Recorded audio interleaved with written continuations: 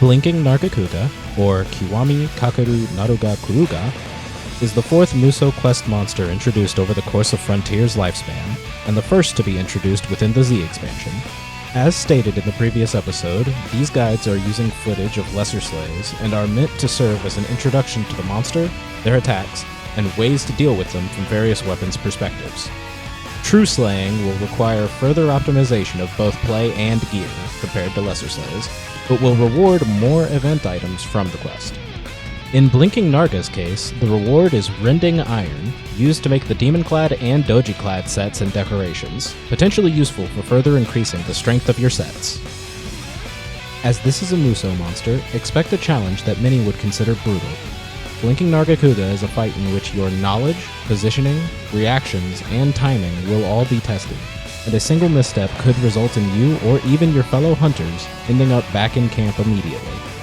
With the primer out of the way, let's get into it.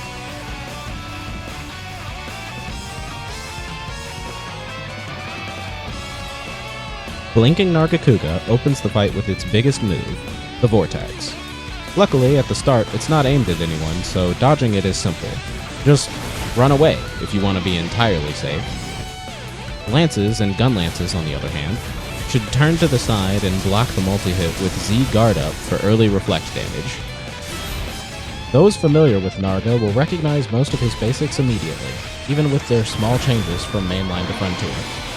He retains his tail whip, tail spin, his lunges, both from a stance and a side hop. He also keeps his tail slams and can go one of three routes with it. Single slam, that's always followed by a turnaround slash. A double slam, and a slam followed by a spin. All three of these throw tail spikes, and the spin can be tricky to dodge by evading toward him due to the last spike spawning underneath him late in the animation. Keep that in mind and choose to evade away if necessary. Whenever he strikes this pose, he's winding up for a double tail spike throw. Ideally, you can stay close so that you can remain in his blind spot directly in front of him before his tail slam follow-up. However, if you're too far away for that, it's important to note you can still avoid damage. With the exception of some awkward positions, the first throw is meant to land around you, not on you. Meaning as long as the attack is pointed at you in around this range, you don't even need to evade the first. Then you have time to roll through the second and the tail slam too. Tonfas also have the option of iframing all three parts for meter management and stylish procs. Past that, he has the dust dive, where he spins 3 times to kick up dust and then dives at his target. The spins are hitboxes, so don't stay close if you don't intend on blocking or parrying. As for the dive itself, you can evade or parry it the moment you hear the 4th sound of it. For evade-reliant weapons, it's recommended rolling toward where he'll end up for an easier punish. For the most part, this just feels like a slightly spicy Narga. What's so extreme about this individual? Oh. Blinking Nargacuga's biggest asset is its speed, and it's not afraid to use it. Anytime you see this jump back animation, expect one of 2 options.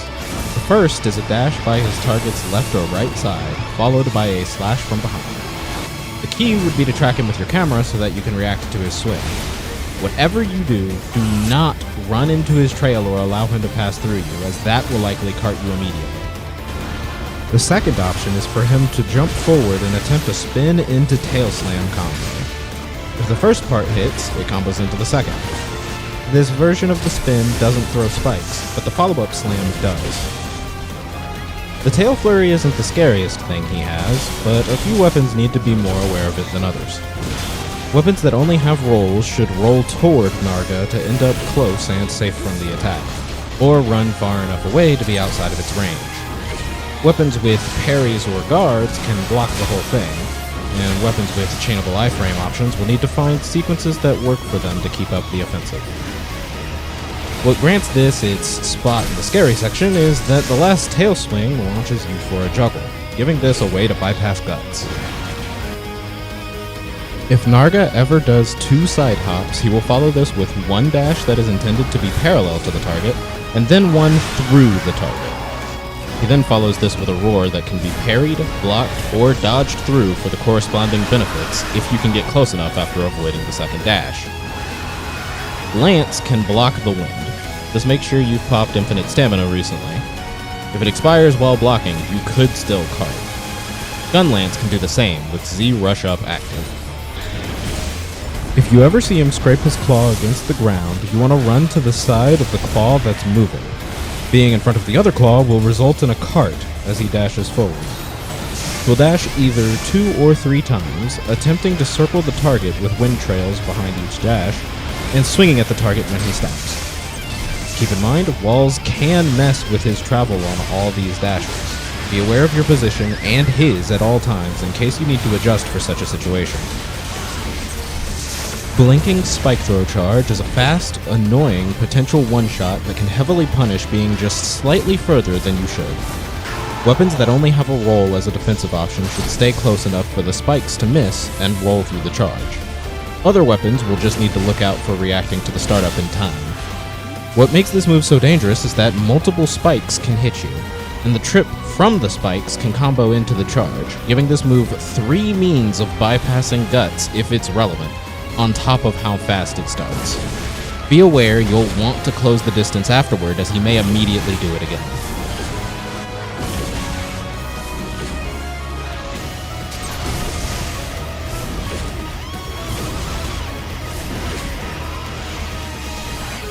Rarely, Blinking Narga will do an instant dash to one of his sides, complete with Wind Trail and Swipe at the end. If he catches you with the trail and not the swipe, it's a guaranteed cart, so try not to be at his sides in between moves. Sometimes, Blinking does his tailspin combo without jumping back first. This can lead to him potentially landing behind you. Remember to press the target cam button as you deal with the first attack so that you can see the slam. Alternatively, you can commit the timing to memory, but I recommend the target cam to save you from having to spin your camera after anyway. Next is the Spike Rain. He telegraphs this by crouching down and swinging his tail in a wider, higher pattern than the double spike throw, before throwing spikes into the air and roaring as they start to fall. Unlike Exotic Narga, he doesn't follow this with a tail slam, but it does start over him and spread around the entire area, meaning the best way to deal with it is either to guard the spikes as a lance, or back up just far enough to evade into the center with him as the rain ends there for everything else. If you're having trouble timing your roll, look for him to lower his head all the way back down and roll toward him right before he shakes it side to side.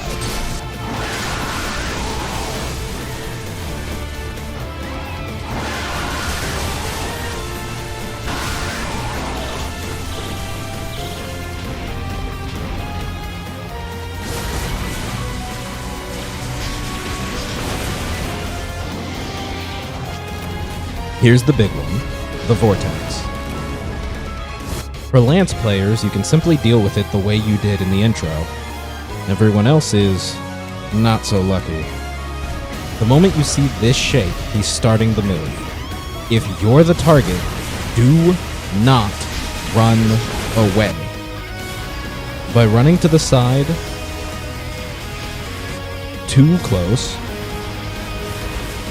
or away, you're increasing the risk for you and your team if you have one. Instead, try to put a small amount of space between you and Narga. Any weapon with a roll can roll forward through his lunge if timed right as he reappears.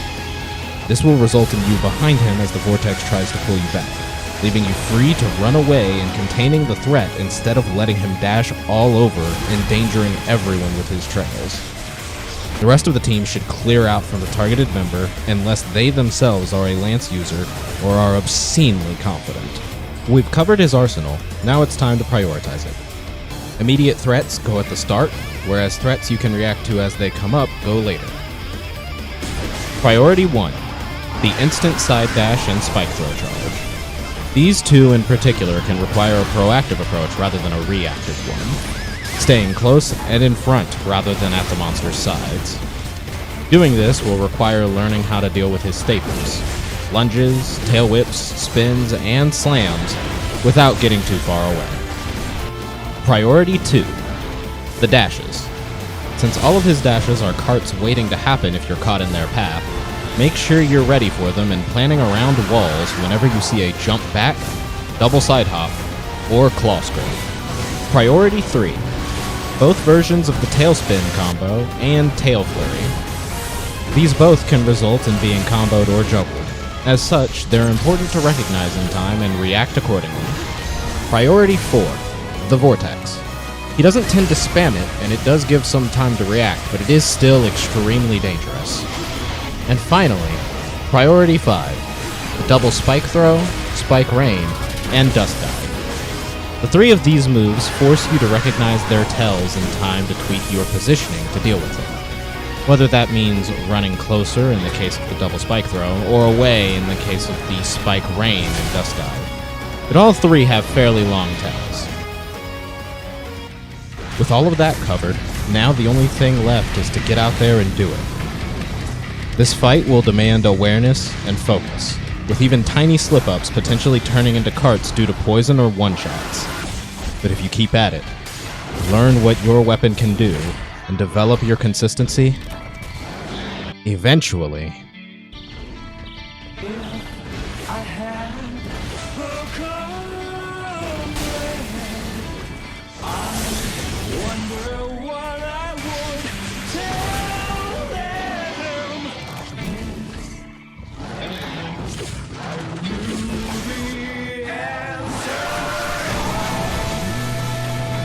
you'll become Peerless.